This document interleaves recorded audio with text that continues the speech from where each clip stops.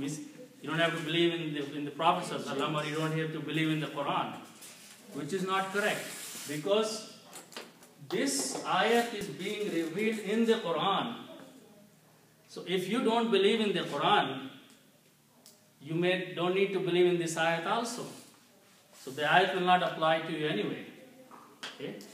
So you have to believe in the Quran, because the Quran is the one who is telling you what the belief process is. Okay? So you have to believe in the Quran, and you cannot believe in Quran and reject the Prophet. So you have to believe in the Prophet ﷺ, that he is a messenger. So all these things are connected. You cannot just isolate one ayat of the Quran and do interpretation. The whole thing has to be followed together. So in the beginning there is who believed, amanu. Inna lazina amanu. Yeah, this is about Muslims only. And those Muslims already supposed to believe in all of those 5 things. Right. So what's happening? Yes, they have already believed. But Quran is including in them those people also, because Inna lazina amanu are the Muslims. They have already believed in everything. But now Quran is saying, those and these, all the people have to believe in these following things. Question. So we are talking about Muslims, then we are talking about Yahud or Nasara, and a group of Sabi'in. From those who believe in Allah and believe on the Day of Judgment and do the good deeds. Right.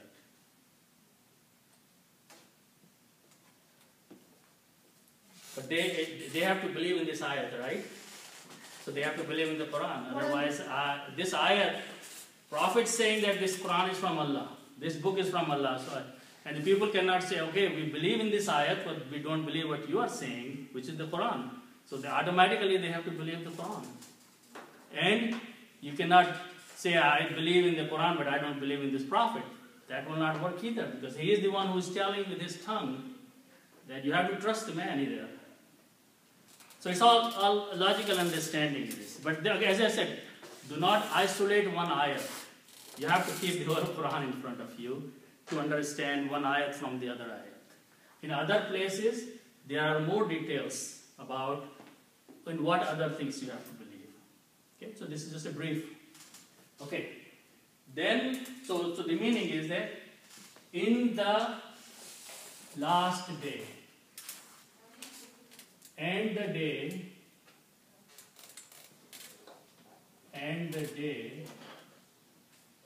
and last day, you can say Day of Judgment.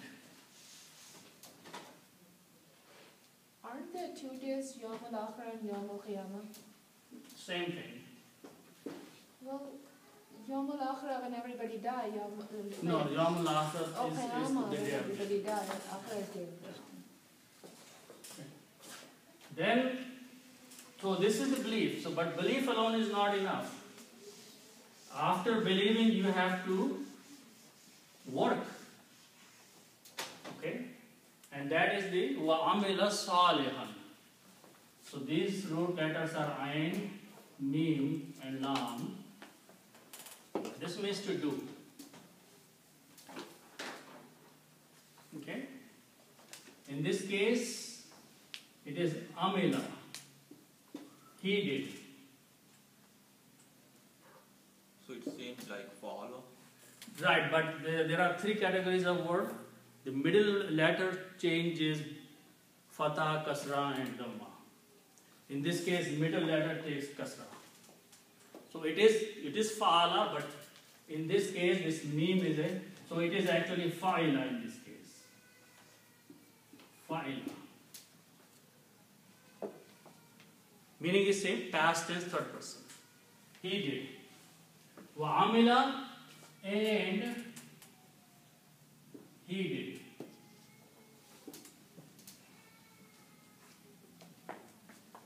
Okay.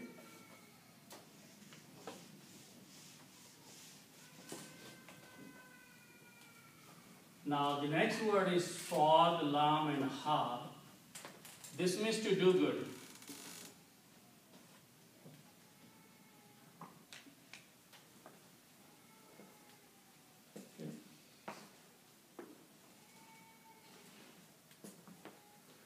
So the word salihun is the word.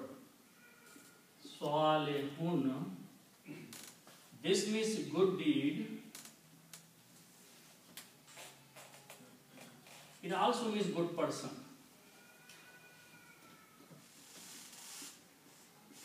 It has both meanings, a good deed or a good person. Saleh, we give name to people. Saleh means good people, good person. Okay? And Saleh, good deed also. So now, if we combine these two, Amila and Salihun, okay, means Amila, he did, Salihun, good deed or good action. But one thing will happen. Whenever a noun comes after a verb, okay, then two them must change into two fathas. And whenever we write two fathas, we also write an extra alif with that. So this word will be written as Salihan. Okay? Dhammas to dhammas change into two fathas, and you add in an alif there, like this one. That's because it is a verb. The two dhammas, two fathas are not written without alif. It's just a writing style. We're doing that because there is a noun after the verb. Right. Salihun is a noun, and this is a verb. So whenever a noun comes after the verb, two dhammas change into two fathas, but for writing purpose you need alif in there. And you pronounce Salihan. Okay? Salihan means Amila Salihan, and he did good actions or good deeds or good deed.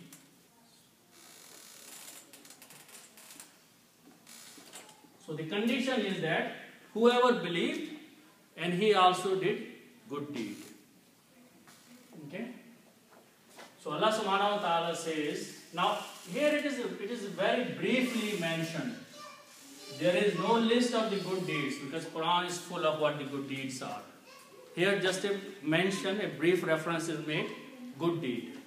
Okay, and then you have to find out what are the, or what is the definition of good deeds from the Quran and from the Sunnah. So if person does that, Allah subhanahu wa ta'ala says, fa la hum. 3 words. So, fa means so, la means for, and whom means them. So for them. So for them means for those people who will do these things, who will believe and who will do good deeds. So for them. Okay. What is for them?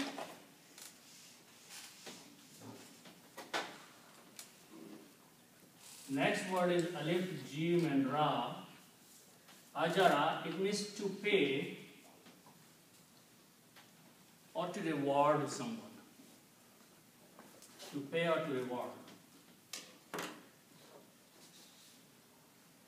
And the noun from this is ajrun. Ajrun means reward.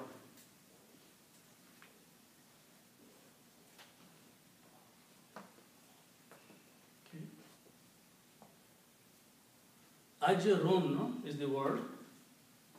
Always remember that all the nouns always end up with 2 dhammas here.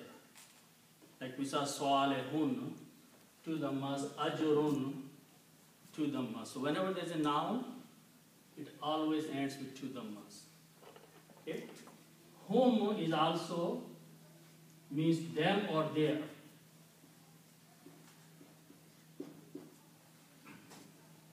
Ajrun and whom. If you combine these two, one dhamma is not pronounced and it becomes ajruhum. Ajruhum means their reward.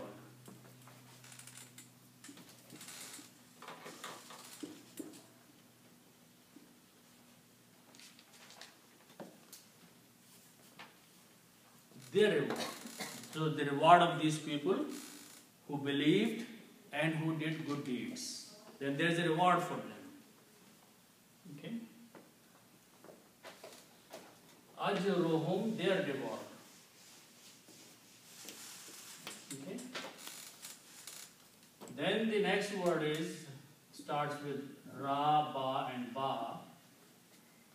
Okay? This means to provide.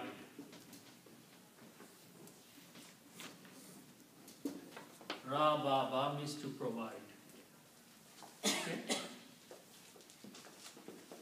And the noun from this is Rabbun. Rabbun means provider.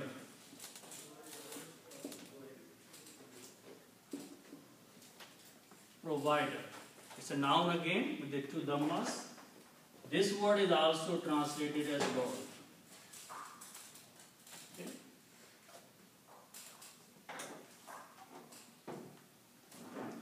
Rabbun is the word.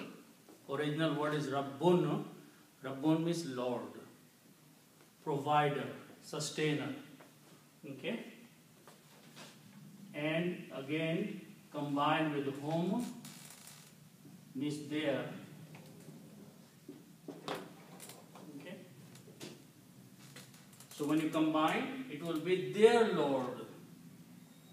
And when we combine, then one dhamma on this is not pronounced. It becomes Rabbohum, like Ajrohum. Rabbohum. So this becomes Rabbohum. One dhamma only on Ba instead of two. Rabbohum, their Lord. Rabbohum, their Lord. Okay? Now, Inda means with. Inda means with. Inda is a harf-jar, and what harf-jar does, changes dhamma to a kasra on the noun. Okay? Standard rule that you just saw that wherever there is a harf-jar, and harf-jar in English are prepositions. So whenever a preposition comes before a noun, it changes dhamma to a kasra. So now the word will be Inda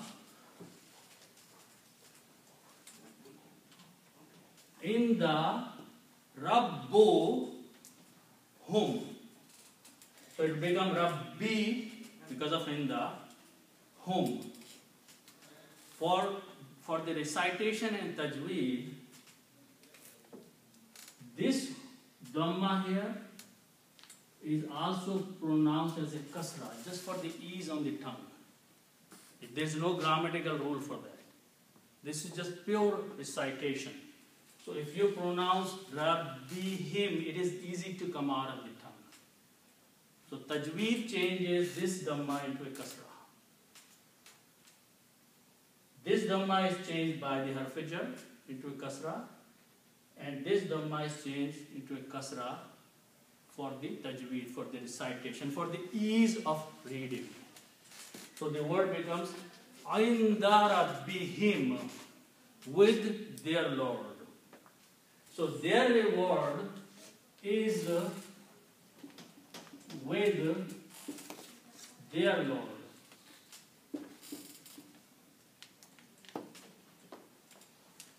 Okay.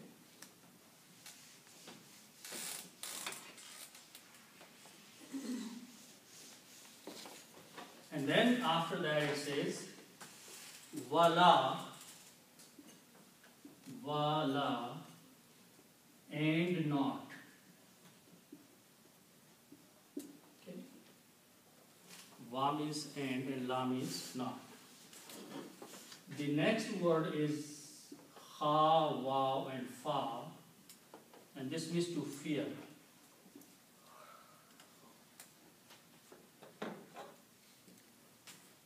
Ha, wa, and fa means to fear, to have a fear of something. So the noun from this will be khawfun. Khawfun means fear. Again, as I said, the nouns always end up with two dhammas, and they sound like khawfun. So, wala khawfun, and no fear.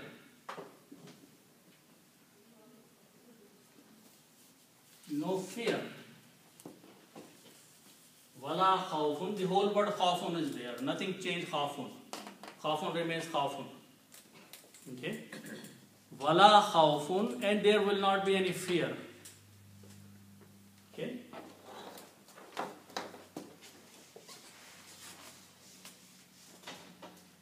And the next word is alayhim. So this is made of Allah plus hum. Allah means upon, and whom means them or their. Them is also correct. Okay. Allah and whom. Okay. When you combine these, write them together. This ayn, lam, and this ya can be written with like this. Alay. Okay. And the next word is whom. But again, for the recitation, because this is a ya, which is sound of kasra, this is pronounced as him. Alayhim, upon them. There will be no fear upon them. Means these people will not be fearful.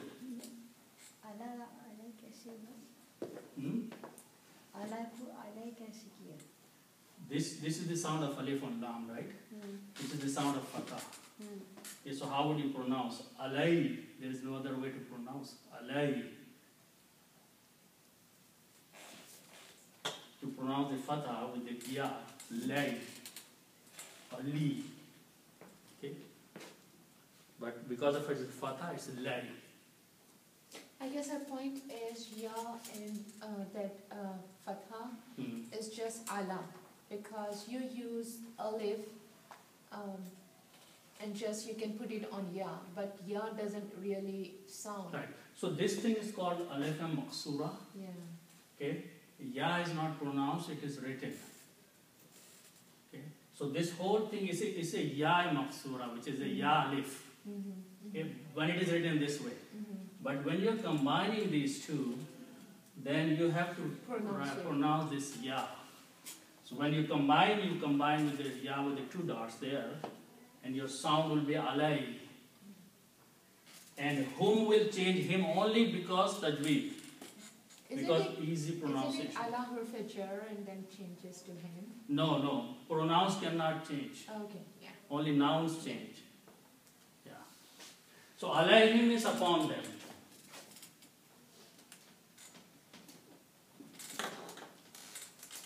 And again, walahum and not they. These words. Not they. Okay, the last word is yahzanun. Okay, so let's look at that word.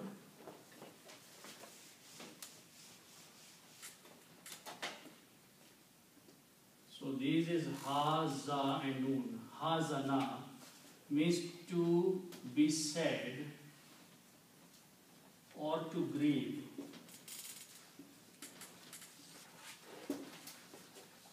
To grieve or to be sad. Hazana. Okay.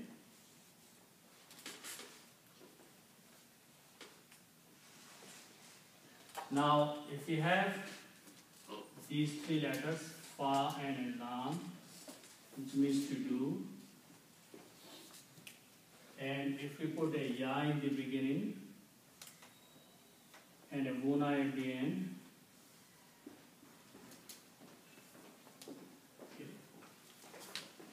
with a fatha, and keep the middle letters fa and lam, yaf'aluna. Okay, from the grammar table, yaf'aluna means they do. So that's how we make the grammar of third person plural and present tense or future tense. both are correct. They will do. Okay, it has both the meanings, present and future. Yaf'aluna. So you add a ya in the beginning of 3 letters and wuna at the end. And you pronounce yaf'aluna. They do or they will do. If you apply this grammar on these 3 letters, then you have a ya in the beginning and wuna at the end.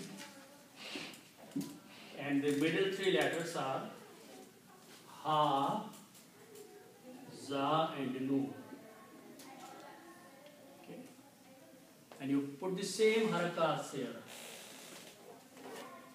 Yahzanuna. Yahzanuna is the word.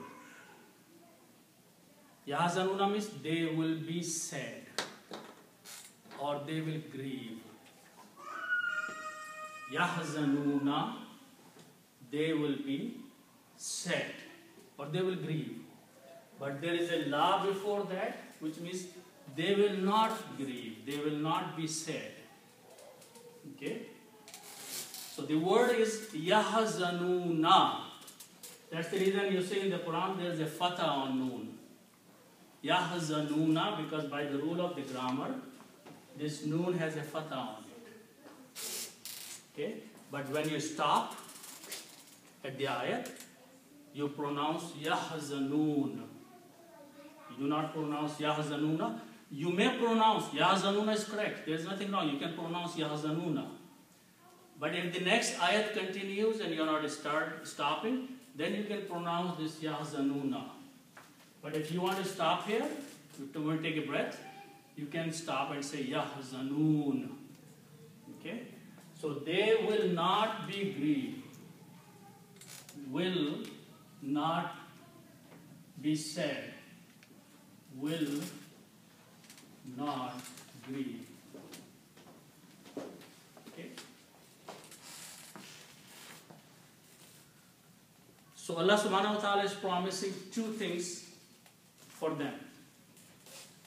Those who believed in the day, in Allah and Day of Judgment, their reward is with their Lord, but there are 2 things that they will not have. One is that they will not have fear, and they will not be sad or they will not grieve. Remember that these are the promises of the hereafter. Both of these promises are for the hereafter. In this world, all of us will be sad, all of us will grieve, all of us will have fear. Doesn't matter even it is a prophet or a common person. They all will go through the tests of this world, which include the fear and the grief and the sadness. Okay? So these are the promises that will happen in the hereafter. In the hereafter, one of the rewards of Allah subhanahu wa ta'ala will be that people will not have fear. Those who are given the maghfirah, they will have no fear after that. They will not worry about anything after that.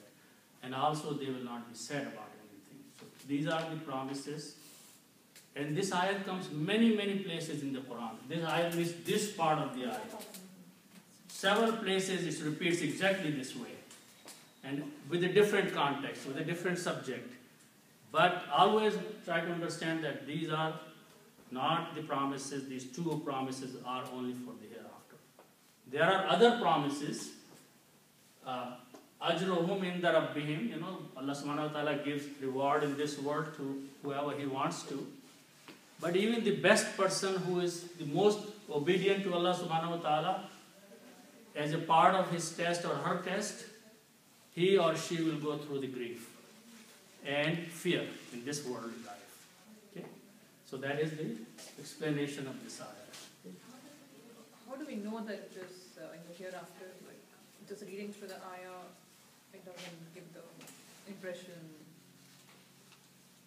Which impression? That The no fear part is in the hereafter and it's not for the worldly. Okay, first of all, from our experience we know that. From the worldly experience that we live through, we know that everyone has to have some time, one or the other time, some kind of fear or some kind of hazan or grief. So that means this promise, either this promise has to be fulfilled, and if it is not fulfilling here, that means it has to be fulfilled somewhere else. So this is from the logical explanation and understanding that this is what the ayat is saying. Also, the whole thing is believe in Akhirah. What's that? The whole idea is to believe in Akhirah, part of our deen. Right. If you believe in Akhirah, you have to have ajr or... Yeah. So that's the part of it. Hereafter. So inshallah we'll stop here. We have the pro class.